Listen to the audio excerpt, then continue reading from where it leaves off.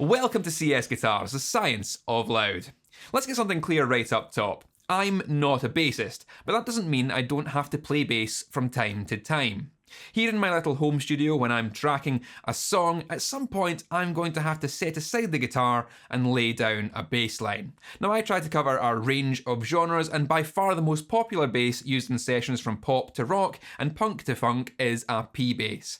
Having a P-bass on hand to track with is a must, but one of the beautiful things about bass for me is because a lot of the sound is done with plugins or bass preamps, I can get away with using a cheaper instrument. I was very impressed with the guitar that Donner sent across not long ago, so when they asked me if I wanted to take a look at their P-bass, I was pretty intrigued.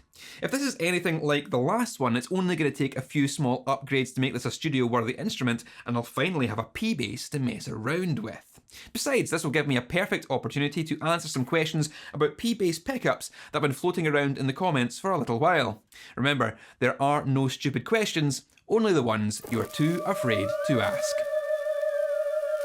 The P in P-bass stands for precision, and was pretty much the first mass-produced electric bass guitar offering players a more precision instrument than an upright acoustic bass.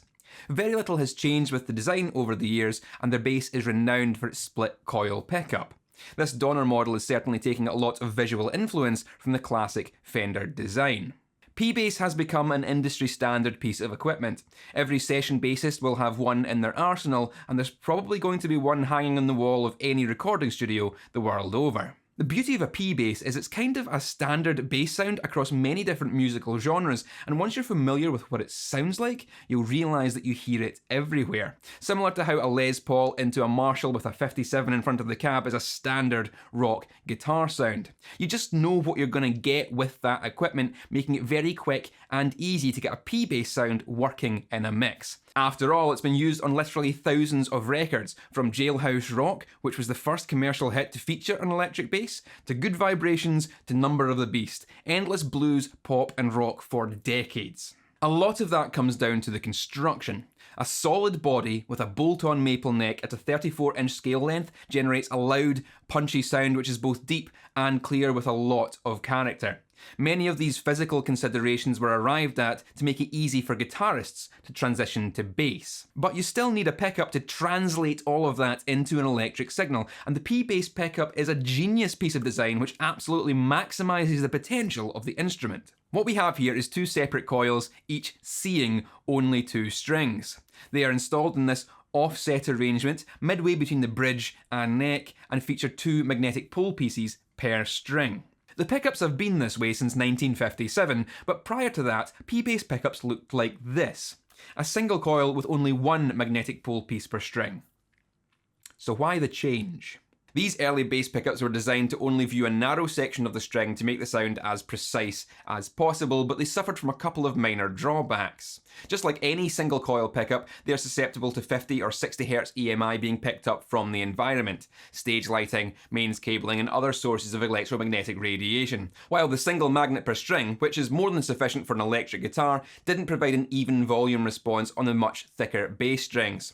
That vibrating bass string would move it well out with the magnetic focal point and would cause noticeable volume drops if a string was bent. The split coil P pickup design addresses both of these issues.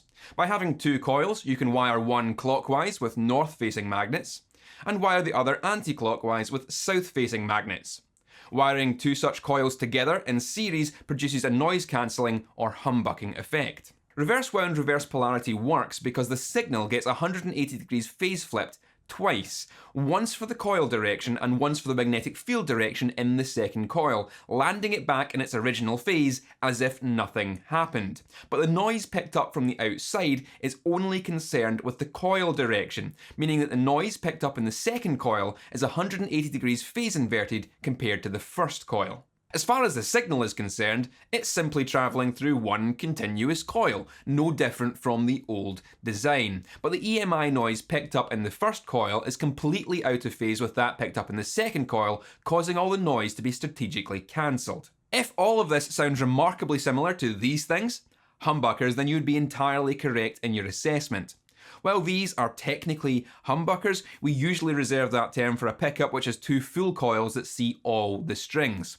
P pickups have two coils, but they each produce a different signal as they see different strings from each other. This helps them retain a sound far closer to a true single coil, but with all the advantages a humbucker brings.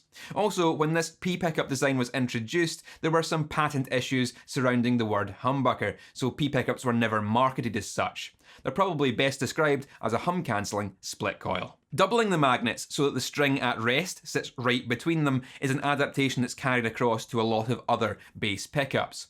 Now, a large vibrating string is within the magnetic focus at the extremes of its movement and therefore far more often than a single centred magnet of the same size. It also means if a string is bent, it moves towards the magnetic focus rather than away from it. All of this means we generate a more consistent signal within the coil, and consistent volume is so very important for bass guitar. The placement of the pickup on the body is also in the ideal location. A vibrating string will sound different along its length. Closer to the bridge, where the movement is smaller, it will be brighter, and closer to its widest vibrating point, it'll be warmer and darker. Where you place the pickup under that string will have the most drastic impact over the sound of the electric signal, not dissimilar to choosing where to place a microphone on a speaker cone. This puts it in the sweet spot where the sound is big and low, but still keeps the punch, mids, and clarity without ever becoming too bright or brittle. P pickups cover a lot of sonic space and are largely responsible for why bands got a lot smaller from the 50s onwards. The rhythm section could now hit harder and dominate a lot more of the soundscape, meaning you needed less horn players. Bassists were now free from being stuck at the back of the band and could take centre stage, with bass becoming the driving force of many musical genres, and it wouldn't have been possible without this style of instrument. But while the sound is powerful, driving and dominating, it also fits in a nice pocket around the other instruments, slotting right between the kick and the snare and blending into the low end of the guitar, making the sound much larger without fighting to be heard or muscling other instruments out of the way. It's kind of perfect. Alright, I've put this off long enough. I should let you hear how this sounds and expose myself once again as a garbage bassist.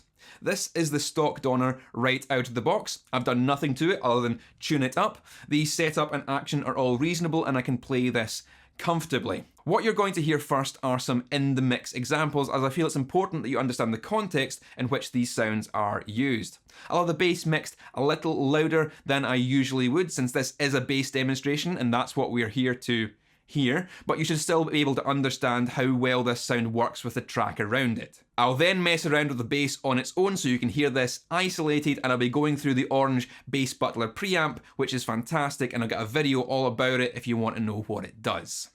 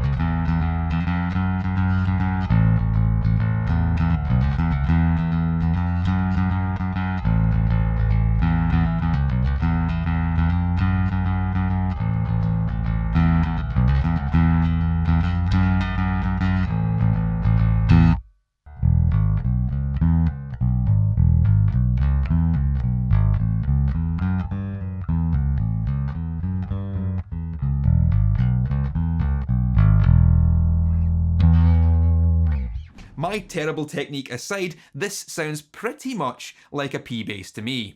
It's thick, it's punchy, and it gets the job done. For Jailhouse Rock, I've got the tone control rolled most of the way down to try and replicate that early P bass sound, but without the need for string mutes and rubber bridge saddles. For Maiden, I've got a tone control all the way up to try and replicate that iconic Steve Harris clatter as he gallops away on the strings. All of that extra high-end grit and a touch more drive is great for a metal sound. There's a lot of versatility here despite it being an incredibly simple instrument.